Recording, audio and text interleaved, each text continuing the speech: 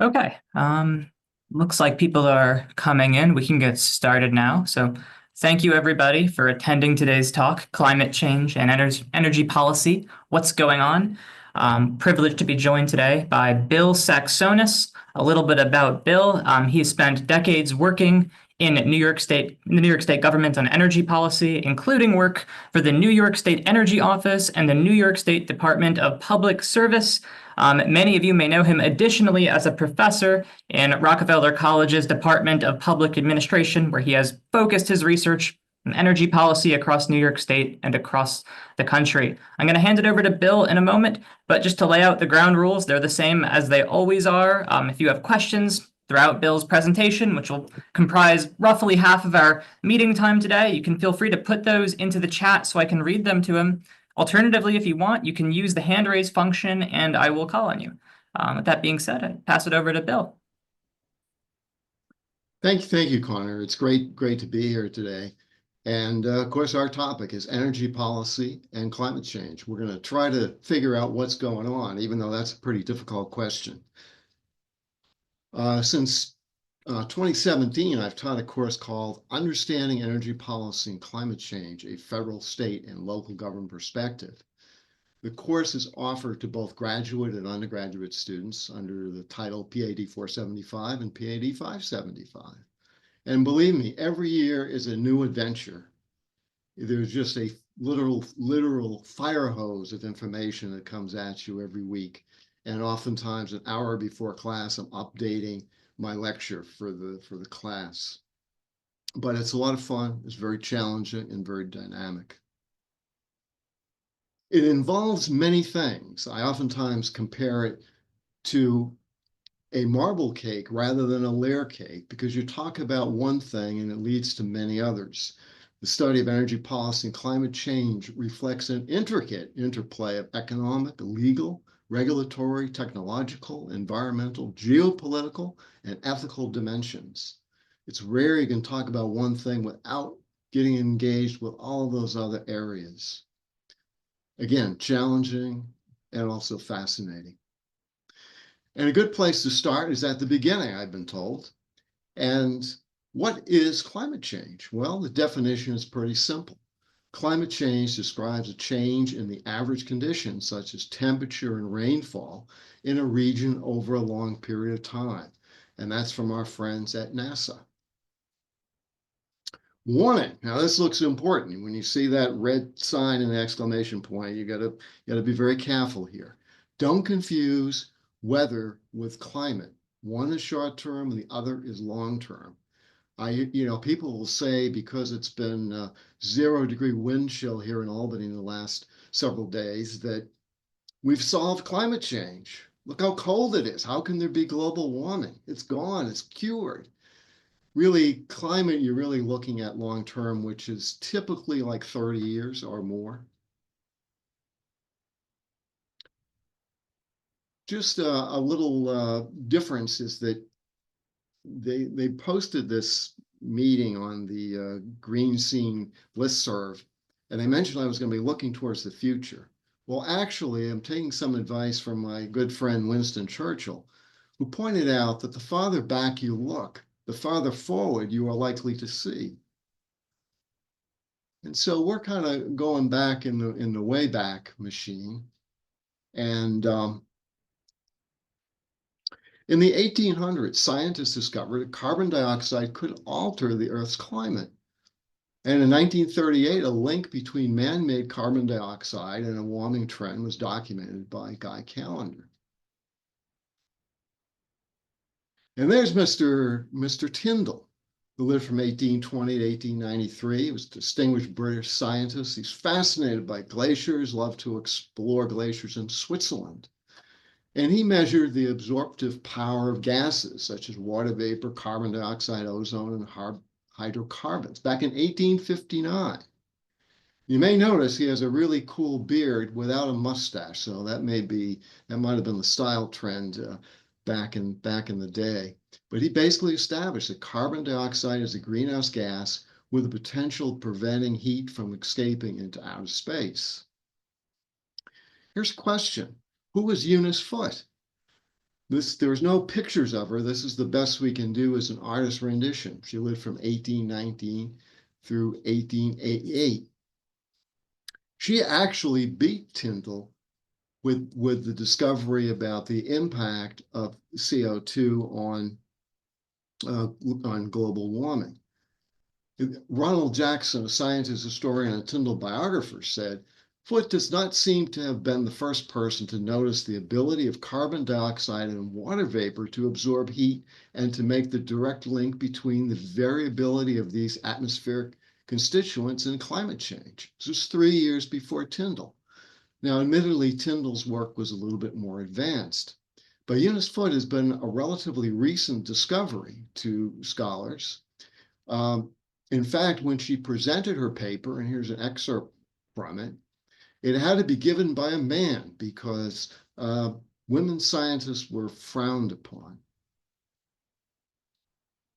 Here's another gentleman, a Nobel Prize winning Swedish scientist, Savant Arrhenius. And you notice he has a mustache but no beard. So investigated the effect of atmospheric carbon dioxide on global climate. Around 1895, he estimated the extent that increases in carbon dioxide from the burning of fossil fuels could alter the Earth's climate. Then, a little bit later, in 1938, Guy Stewart Callender, actually with pen and pencil, without computers or other advanced technologies, basically collected world temperature measurements and suggested that the warming trend was related to man-made carbon dioxide emissions, sometimes called the Callender effect. So, but what do we know today? That's great. You told us about these scientists in the 1800s and the early 1900s, and they seem to make a pretty good case that greenhouse gas emissions kind of form a blanket over the Earth and can increase global warming. But what do we know today? That was the old days.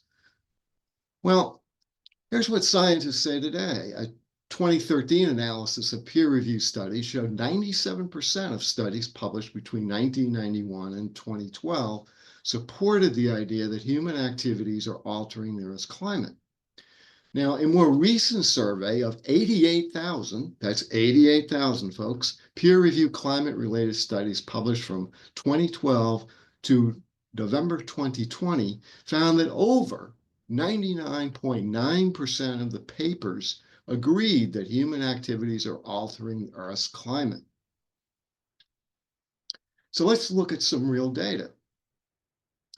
Global CO2 emissions were 182 times higher in 2022 than they were in 1850, which is roughly the time the Industrial Revolution began in earnest.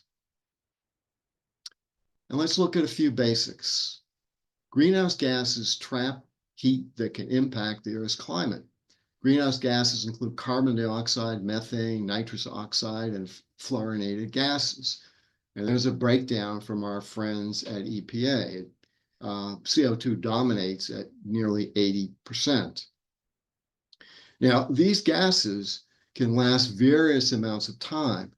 The methane gas will typically last about 12 years, but is many, many, many times more potent than CO2. Some CO2 is absorbed by the ocean and forests, but oftentimes CO2 can last literally hundreds, if not thousands of years. So your great-grandfather driving around in his Model T is actually the greenhouse gas emissions from that event are probably influenced our weather today.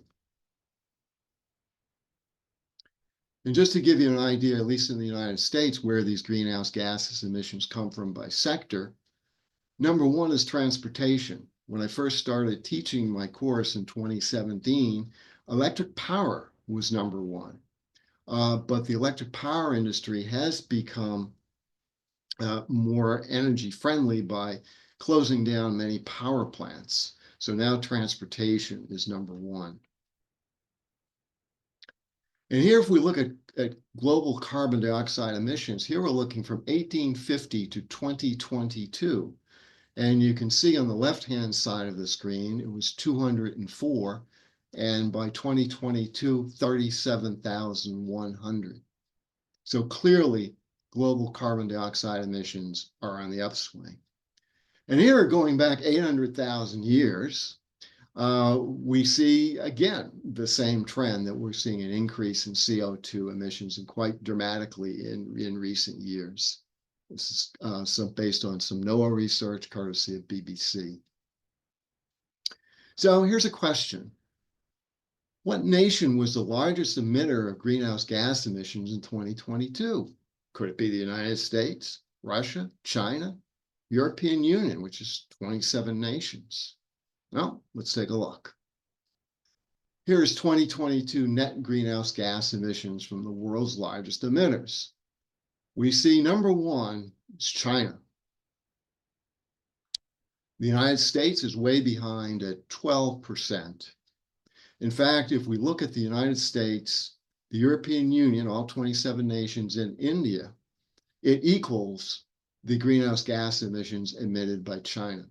Now, of course, the rest of the world, which consists of much smaller countries, constitutes 37%.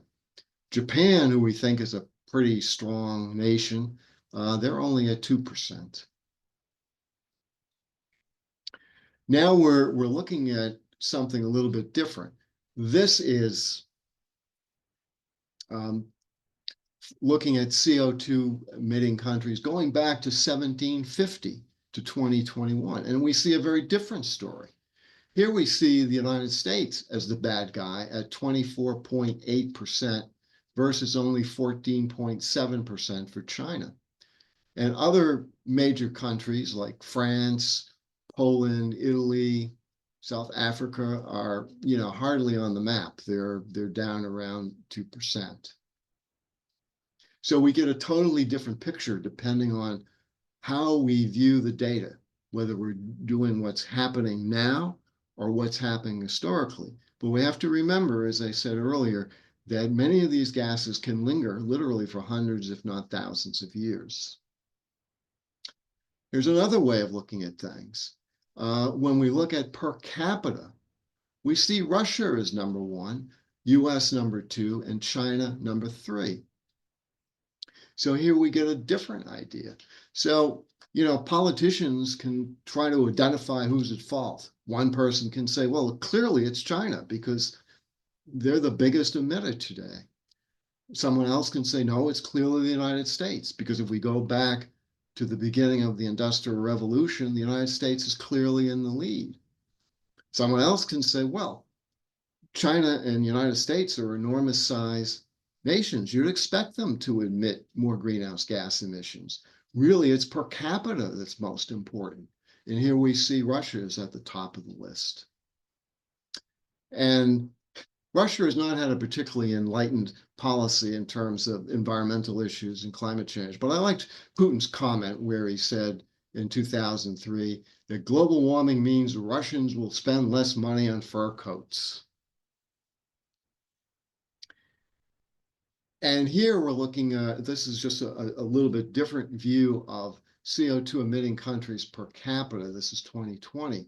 And you'll see that many of the countries on the list, many people probably don't even know exactly where they're located on the map, like Gibraltar, Kuwait, the UAE, Canada makes the list, and Luxembourg. Leave it to those people in Luxembourg. They're real troublemakers over in Luxembourg. And just kind of capsulizing some of these statistics, in 2022, the top 7 greenhouse gas emitters contributed over 60% of global emissions. The top 3 greenhouse gas emitter nations, China, the United States, and India, contributed about 45% of total emissions in 2022. And the energy sector is the largest contributor to greenhouse gas emissions, representing over 75% of global emissions in 2021. And for those of you who might be wondering why I call my course Energy Policy and Climate Change, is because of this last bullet point, that 75% of the greenhouse gas emissions come from the burning of fossil fuels. So they're obviously incredibly related. Okay, made a pretty good case that greenhouse gases are going up. They've been going up for decades, and they're way up. But what about the other part of the equation? Okay, we know that scientists say that increase in greenhouse gas contribute to Earth warming. And boy, we just said the greenhouse gases have risen dramatically. What about temperatures? Well, let's look at this. The 10 hottest US years on record. Now, you'll notice that they're all in recent years. In fact, I pointed out to my students that I think every student in my class probably experienced at least 9 out of the 10 hottest US years on record. And I think I have a few students, even though I haven't checked their licenses, that actually were alive in 1998, a couple of my graduate students. So that's pretty amazing when you look at differences from 20th century average temperature. You look over this big time period, and undergraduates in my class have experienced, perhaps except one year, 1998, every year of the hottest US years on record. And looking globally, this is going back to 1880, departure from the 1881-1910 average. And we see again this clear warming trend. And again, this is not weather. This is not it's cold one day, it's warm the next. This is the long-term trend, which is how we have to look at climate change issues. Some might say, well, this is all fine and dandy, you're talking about global and US and whatever. What about here in Albany, New York? I live in Albany, New York. Well, let's take a look at this. Well, look at the trend from 1970 to 2025 here in Albany. January warming, 7.3 degrees. Nights below 32 degrees. Now, this chart goes from 70 to 2022. It hasn't been updated. There are 25 fewer nights below 32 degrees. Again, there are zigs and zags in the temperature, but you see the trend line. This is also interesting. Seasonal snow trends. This is a little bit older chart. It hasn't been updated by Climate Central in the last few years, but here we're seeing 1970 to 2019, and that kind of purpley color line shows you what's happening in terms of the snowfall levels in the winter. And we're actually down over 10 inches less snow is the trend. And this kind of looks at all 4 seasons. Again, specifically to Albany, New York. We're not talking about some foreign nation 10,000 miles away, but right here in our backyards. And you see the winter up over 6 degrees, as we discussed. Spring is up, summer is up, fall is up. And here's kind of the money shot, temperature and carbon dioxide. Here we see the kind of lime, green color line, showing the carbon dioxide on the rise, and the blue kind of squiggly line is temperature. They correlate beautifully. So, I think when you look at the hard evidence, the evidence of climate change is pretty evident. And maybe this is kind of the second money shot. This is from Exxon. We all have heard of Exxon, the big energy company. And this is what their CEO, Mr. Woods, had to say. He said, so allow me to share this with you. Here's what ExxonMobil knows. 1, climate change is real. Human activity plays a major role and is one of the major problems facing the world today. The need to address the very real threat of climate change. So this is pretty incredible. Head of Exxon. Now, Exxon hasn't had the best record in terms of climate change issues. Allegedly, they had known years and years and years ago about the dangers of climate change and just kind of swept it under the rug.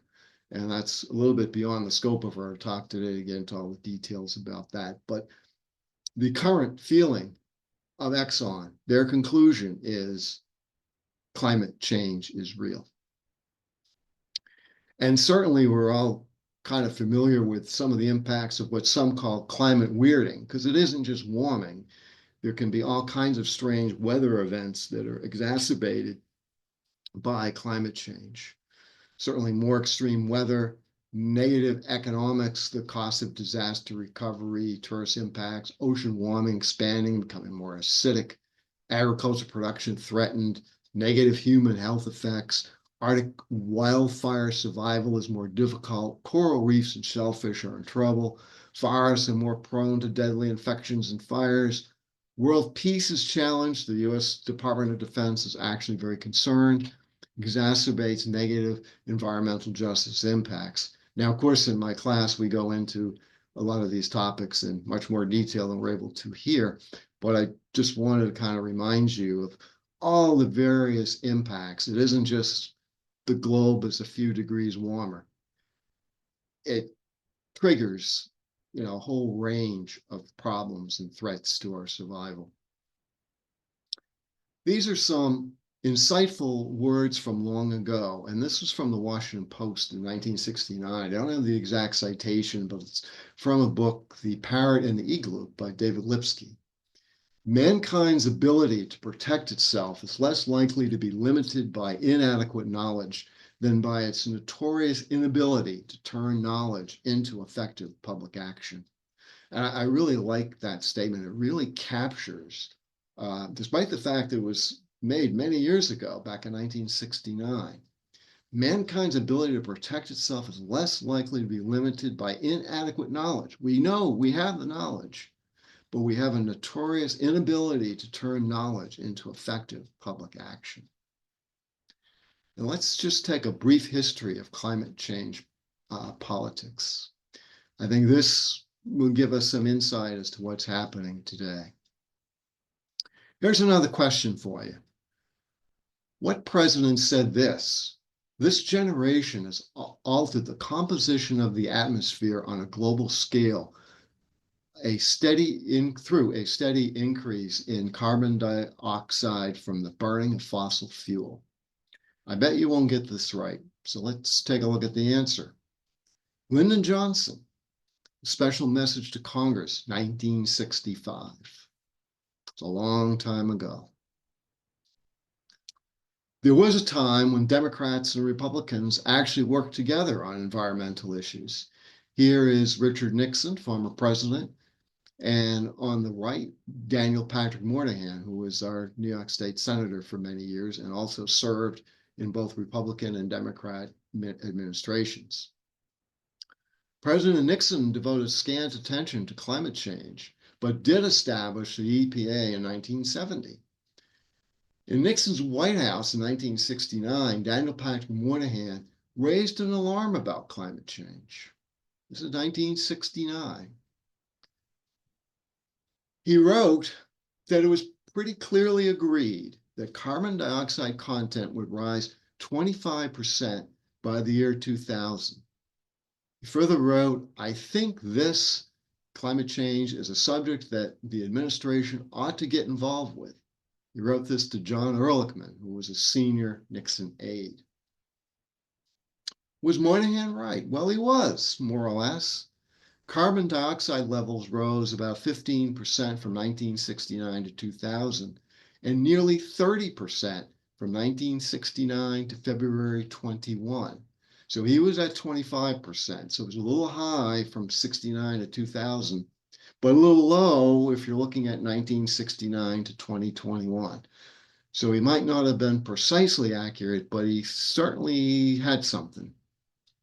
It's no wonder they named a train station after him. He was one smart guy. And there was further evidence. Years later, there was a big Senate hearing back in the summer of 1988. It was a sweltering hot day in Washington, D.C. Senator Timothy Worth said, the scientific evidence is compelling. Now the Congress must begin to consider how we're going to slow or halt the trend. James Hansen of NASA said we can ascribe with a high degree of confidence a cause and effect relationship between the greenhouse effect and observed warming. Probably the last presidential candidate on the Republican side that spoke passionately about climate change was John McCain. He said the facts of global warming demand our urgent attention, especially in Washington. Good stewardship, prudence, and simple common sense demand that we act to meet the challenge and act quickly. 4 years later, in 2012, Mitt Romney was a little bit shaky on the issue. In 2011, he said, "My view is we don't know what's causing climate change. And the idea of spending trillions and trillions of dollars to try to reduce CO2 emissions is not the right course from us."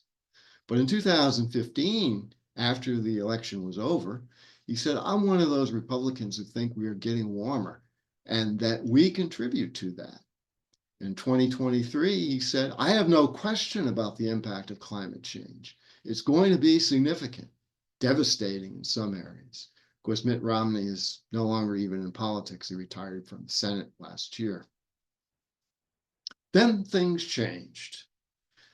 Donald Trump, at Real Donald Trump, said the concept of global warming was created by and for the Chinese in order to make US manufacturing non-competitive. And of course, he was elected president and pulled us out of the Paris Agreement, turned back many environmental rules. Not a good time for the environmentalists. President Biden was elected. He had a totally different view. He said, we've already waited too long to deal with this climate crisis. We can't wait any longer. It's time to act. And act he did. There was the Inflation Reduction Act. It's expected to provide investments of roughly $369 billion in clean energy and climate policies, climate priorities. And I say expected because, the future of the IRA is certainly in question. I know the Trump administration would like to basically stop all the funding related to clean energy and climate priorities. There is some feeling that Congress may say no, no, no, because many Republican districts are benefiting from this act by, the construction of battery plants and other types of clean energy facilities. Trump has promised as elected president, or this is during the campaign, of course now he's elected president, he's promised to expand fossil fuel production and shred Biden's climate agenda that he repeatedly called the Green New Scam. "We're going to drill, baby, drill right away," Trump said. Now, you might say, well, Trump is maybe a little bit of an outlier. Well, this is what his key Republican primary opponent, Nikki Haley, had to say. She was considered a little bit more moderate, but even she said climate change is real, but touted her role in pulling the US out of the Paris Climate Accord. As you may remember, she was our representative at the United Nations. She attacked the Inflation Reduction Act, the largest investment in reducing carbon emissions in US history, as a communist manifesto of green energy handouts. She would repeal it if elected. Let me just repeat that. A communist manifesto of green energy handouts. Vice President Kamala Harris didn't really say much about climate change during the 2024 campaign, even though she did have a solid record of advocating for policies to combat climate change. In her debate with Trump, she referred to the mounting costs of climate-driven disasters and their toll upon America's ability to obtain homeowners insurance, which I thought was kind of interesting. I mean, she's hit upon an important issue. Homeowners insurance, especially in California, Florida, and some other states, is a big problem. But she really didn't emphasize climate change. She really didn't emphasize the environment. She kind of couched it in the whole issue of homeowners insurance. Legitimate, but not really a dynamic statement. And of course, now Trump is president. This is the fellow that is now Secretary of the Energy, Mr. Chris Wright. He said there is no climate crisis, and we're not in the midst of an energy transition either. He's argued that policies aimed at reducing the impact of climate change are misguided and alarmist, describing the terms climate crisis, energy transition, carbon pollution, clean energy, and dirty energy as destructive descriptions and nonsense. And our new EPA administrator, Lee Zeldin, I don't know how many of you were aware, but he's a 2001 graduate of SUNY Albany with a degree in political science. Rockefeller College faculty, take note. In 2023, as a congressman, Zeldin earned a score 5% on environmental issues from the League of Conservation Voters. Top score was 100%. That doesn't sound so good, does it? And let's take just a very quick look at the League of Conservation Voters congressional scorecard, because I think it's pretty interesting. Now, we can have a little bit of a debate about whether the League of Conservation Voters picked the right legislation or have the right methodology to come up with this scorecard. But they're a respected group, and I think while there can be some arguments along the margins, I think they do a pretty good job of pulling together the scorecard. But let's look at some of the scores. Our New York senators, Schumer, 94%, Gillibrand, 100%. The fellow that was ahead of the Republicans in the Senate in 2023, Mitch McConnell, came in at 6%.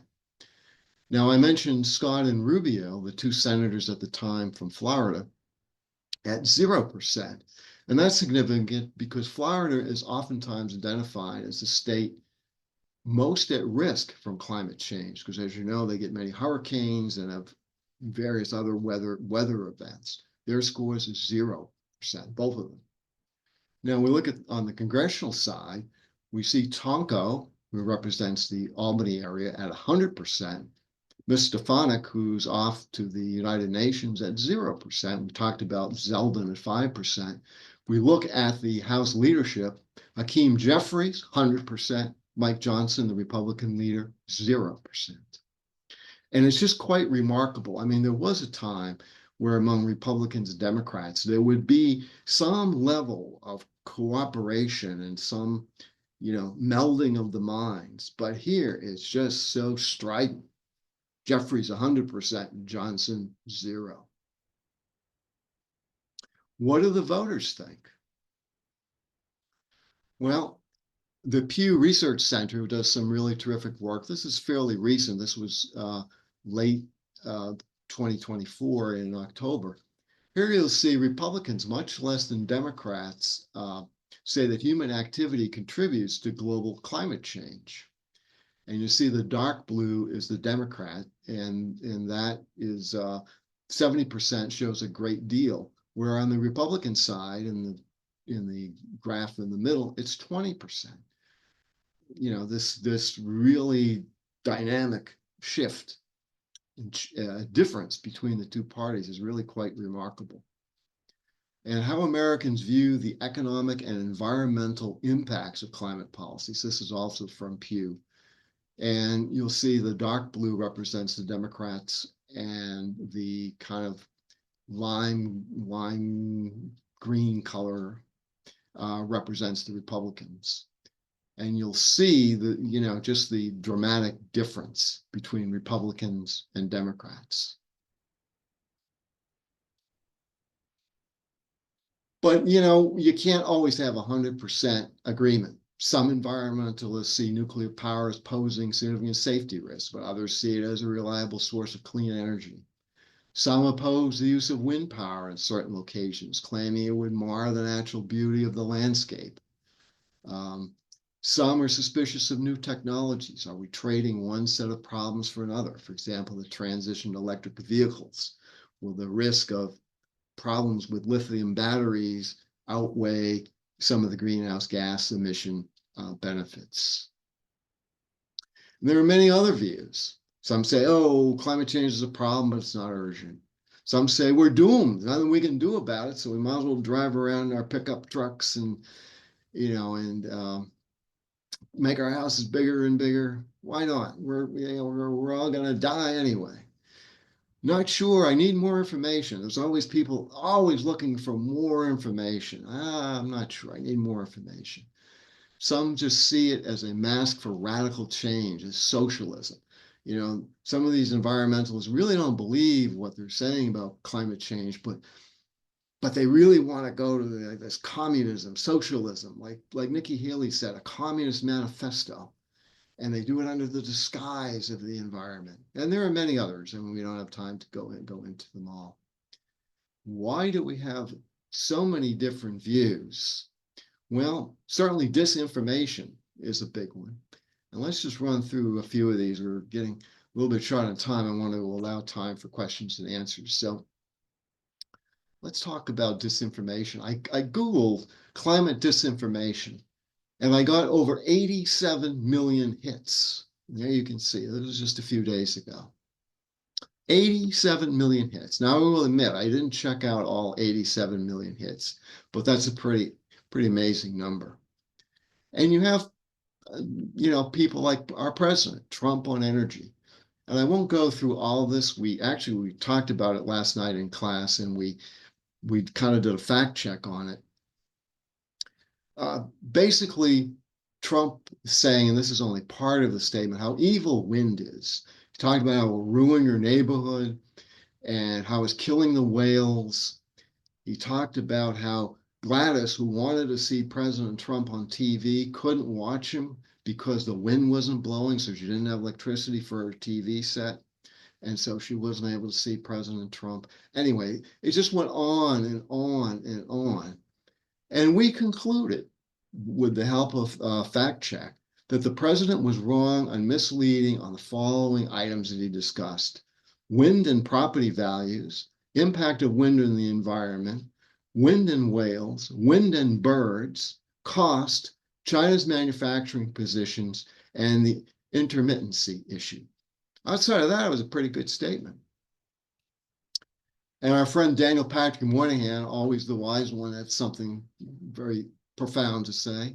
Everyone is entitled to his own opinion, but not his own facts. Thomas Paine, I always like this expression: to argue with a person who has renounced the use of reason is like administering medicine to the dead.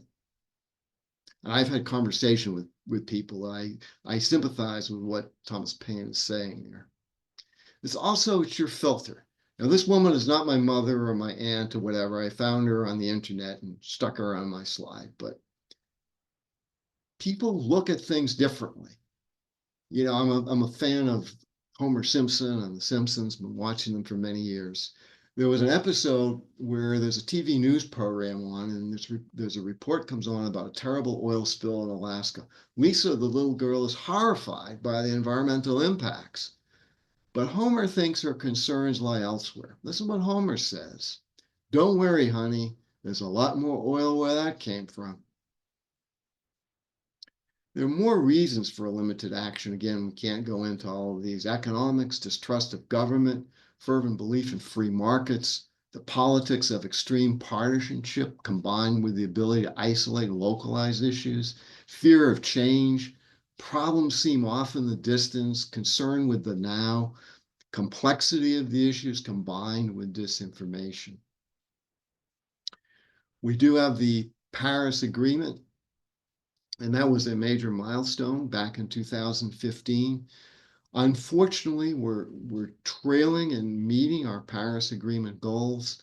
A UN report back in late 23 showed that even if all the countries carried out their current emissions reduction pledges, the world would reach 2.5 and 2.9 degrees of warming sometimes this century.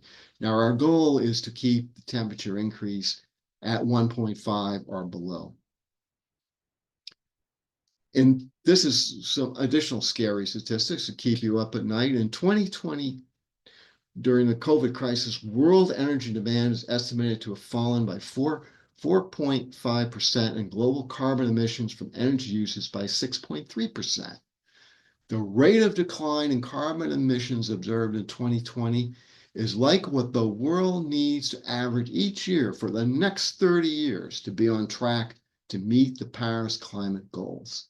That's pretty amazing stuff.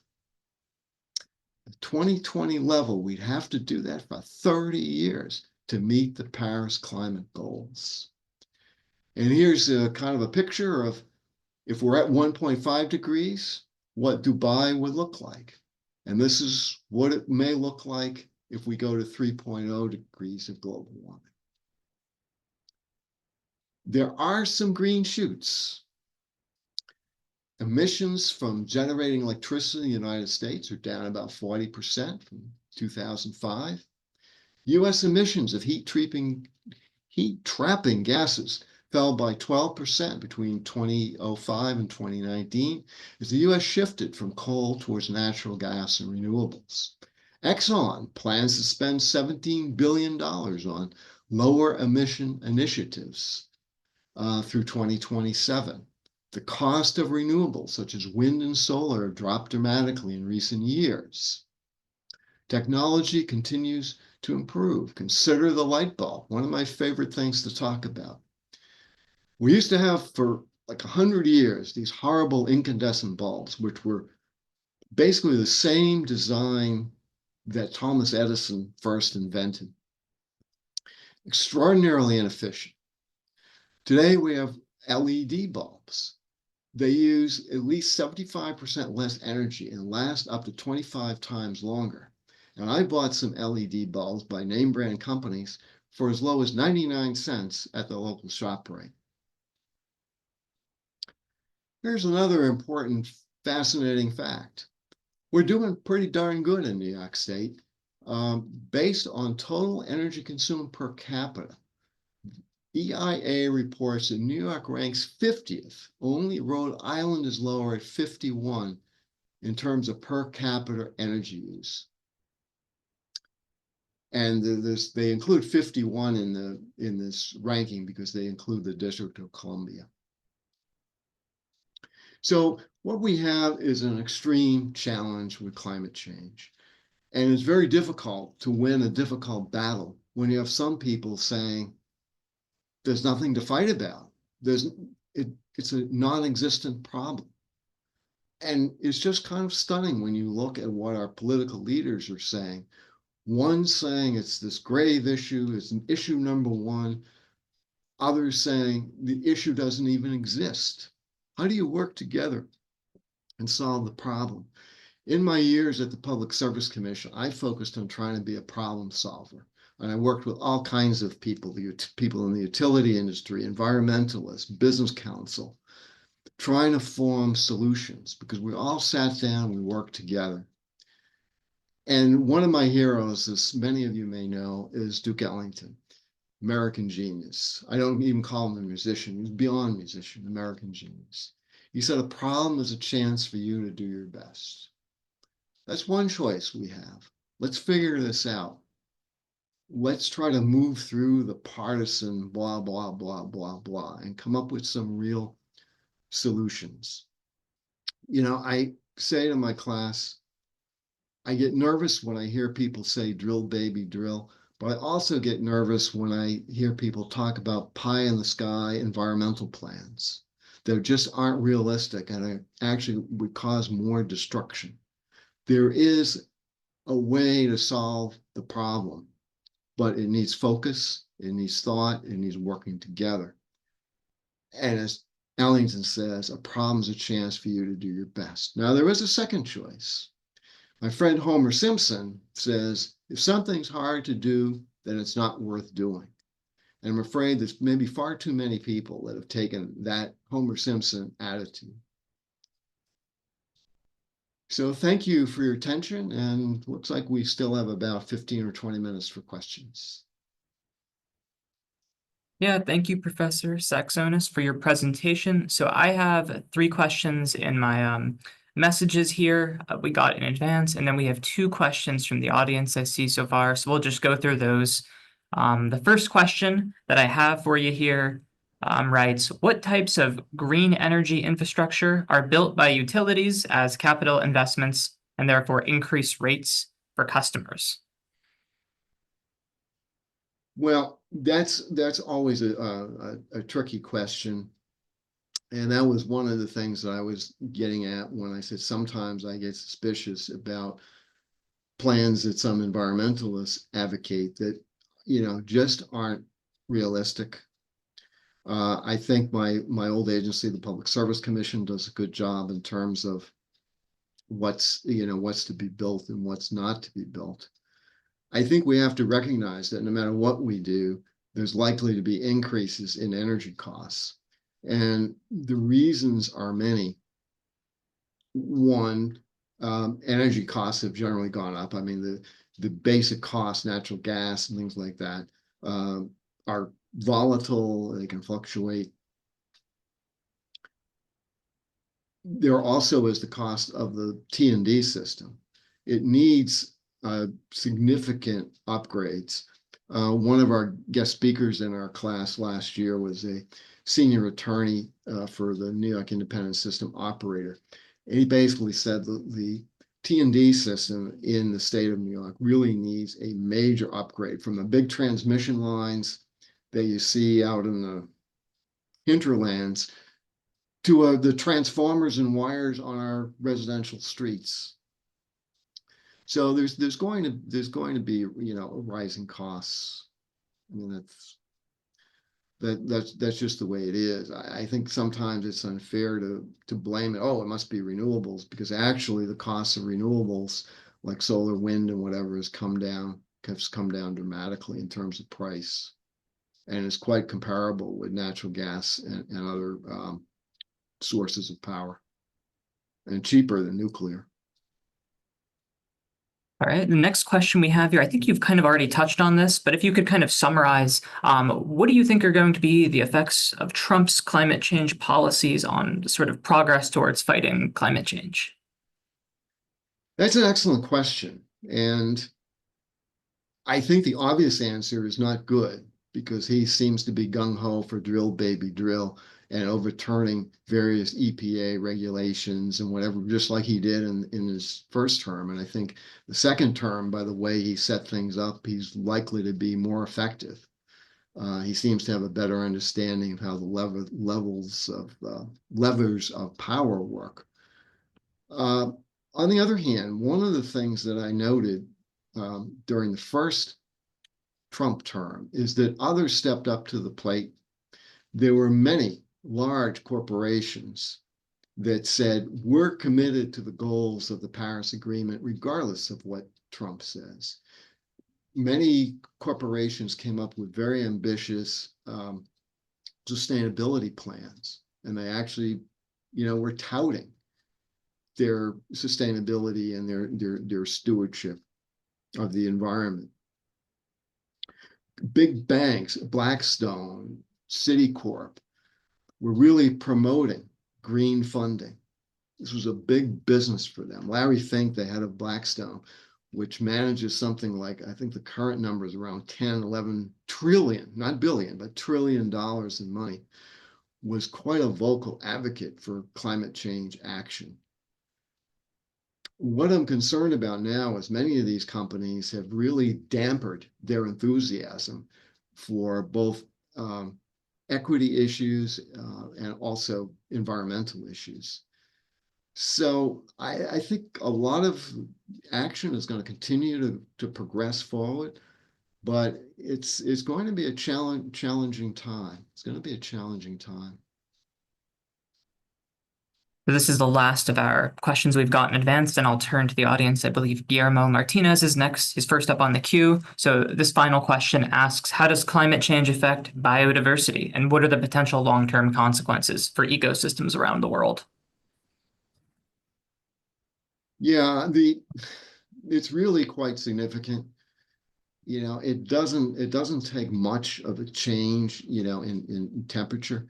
I know the Sierra Club sometimes wishes that, when they talk about the Paris Agreement, they talk about things in Celsius, that they maybe talk about it in Fahrenheit, because the Celsius number, 1.5 degree change sounds so insignificant, but but if you express it in Fahrenheit, it's a little bit bigger number.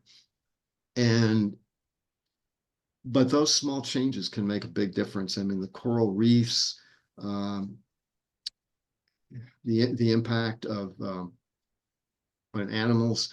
In fact, I was just talking before we started this presentation about a report that just came out literally a few days ago about what's going on in Africa in terms of production of cocoa that's used for chocolate production and how that's been impacted by climate change. The list of impacts from climate change are really, really incredible. I know that different health organizations were concerned about, just basic human health. Uh, the impact of extreme heat and extreme cold on the human body can be quite significant. There were cases of these crazy football coaches making their team practice when it was, 95 degrees and humid, and having these football players become ill, and some even die. Now you might argue that's because the football coach was a jerk and should never had practice if it was that hot. But on the other hand, we could have spent the whole hour just kind of talking about the various impacts that climate change can have on a variety of things. All right, I'll go to our next question, quite a confronting one here from Guillermo Martinez. He writes, the Secretary General of the United Nations has repeatedly, over the past 3 years, warned that member states of the Paris Climate Agreement are not meeting the set goals of that agreement. Would the USA put itself at a disadvantage if it stayed in the Paris Climate Accords and did more to transition to clean energy, while developing countries continue to rely on fossil fuels? He ends his question by writing, after all, OPEC said they see their production increasing for the next 50 years. Yeah, this is an interesting issue. Um, whether the large developing countries are willing to support some of the less developed countries in terms of dealing with climate change. And one of the things that we've discussed in our class has been this whole issue of kind of global environmental justice. And what I mean by that is that the United States, for example, has exported a lot of polluting industries to other countries. I tell this story about growing up in a community just north of Boston where there was a horribly polluted river called the North River. They used to stink to high heavens in the summer and literally used to change color frequently. And the reason is that the various tanneries and leather factories and shoe factories used to use it basically as an open sewer. But now the United States has exported most of its shoe and textile industries and whatever overseas. So these highly polluting industries are now in other locations. They're in smaller nations. They're in Bangladesh. They're in, you name it, China. So in essence, we've shipped out much of our, some of our greenhouse gas emissions to these other nations. So, oftentimes, people don't consider that. And another thing along those lines is we talk about air conditioning. As the world is getting hotter and hotter and economies are growing in places like India, talk about the number of TV sets sold in India, for example. People in these developing countries want many of the things we have in Western countries: automobiles, fancy houses, TV sets, etc. That puts more demand on energy. So, but we don't want them to build more power plants and whatever, because that is bad for the climate. So, what do you do? Do you say to places like India and Bangladesh and other developing countries, you're too late to the party? We got all the goodies and there's nothing left for you. Or do you let their economies prosper, but that means more energy use? And so how do you deal with those types of challenges? Okay, so it looks like we have about 5.5 minutes left and three questions. So apologies if we don't get to everyone's, but we'll do our best here. So the next question is from Ashley Fox. She asks if you can comment on recent efforts by New York State to address the climate crisis, like the CLCPA and the BRPA. She writes, what is their status and will they be an effective model that other states can emulate, assuming they're fully implemented? And what are the actual barriers in the way of their implementation? Well, that's a multi-part question to try to wrap up in a minute or so. Let me just answer rather than getting into the various specifics, but more in a broader way. New York is in an interesting position, and this is something, we're talking about kind of global justice. New York State, as we just saw in the presentation, is extremely energy efficient based on per capita energy use. Only Rhode Island beats us out in terms of energy use per capita. And so many people have made a philosophical argument that New York State really shouldn't do anything because we're there. We're already, except for Rhode Island, the most per capita energy efficient state in the country. And we have other states that are doing nothing, that are going in the opposite direction, actually becoming less energy efficient. So, is it really fair for New York State to, stick its neck out? There will be some people that will say that all it really does is make the cost of living in New York State more expensive, and that's not a good thing. But there's, I guess, also another way of looking at it is that there needs to be leaders and people need to step up to the plate and move forward. And New York State has done that. I mean, I've been involved with New York State energy policy going back to 1980. And we've always been a leader in terms of energy efficiency. And I think we can be a role model, but it's a very challenging issue. We were early on in the presentation, we were looking at some of the charts, and the United States is about, well, it depends what year and whatever, but roughly 12% of global emissions. So even if the United States eliminated 100% of its global emissions, it's still only 12% of the world's total. And now if you start getting down to New York State, it's less than 0.5% if we eliminated all of our greenhouse gas emissions in the state. So again, I'm not saying we shouldn't do it. I'm saying we should move forward with these programs because they do make a lot of sense. Everyone has to pitch in. It's a global problem. But on the other hand, it's a complex problem. And I think some of the critics on the other side of climate action in New York State do have some legitimate points that need to at least be considered. That doesn't really answer all the various parts of Ashley's question, but I don't know if we have time for, I guess we got about 2 minutes and about two more questions. Yeah, we'll probably just do one more question. So apologies for not getting to your second question, Guillermo Martinez. So we'll do one more here. This one comes from Indu Lanu. They write, can the Trump administration stop states like New York, for example, from implementing their climate policies? Well, I think it'll be hard to actually stop. But on the other hand, I think it's probably fair to say they certainly could frustrate New York's effort.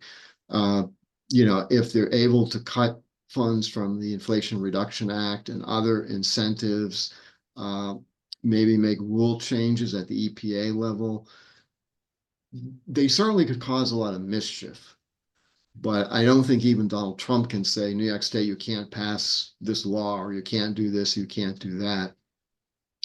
But I do think, speaking of stopping laws, I think there is going to be a ton of legal cases coming up over the next few years. I think just about everything in terms of environmental action by the Trump administration will be likely challenged in court. Okay. Well, thank you so much for your presentation today, Professor Saxonis, and for answering all of our audience questions. Thank you to everyone in our audience who participated today. If you want to join the Rockefeller College Lunch and Learn lecture series in the future, our next talk is going to be on Monday, March 3rd, so the same time as usual, 12 to 1. We're going to be joined by Professor Tassiana Mora de Oliveira for a talk on judicial regulation of social media platforms in Latin America. But thanks again, everybody, for coming and participating. Thank you, everyone.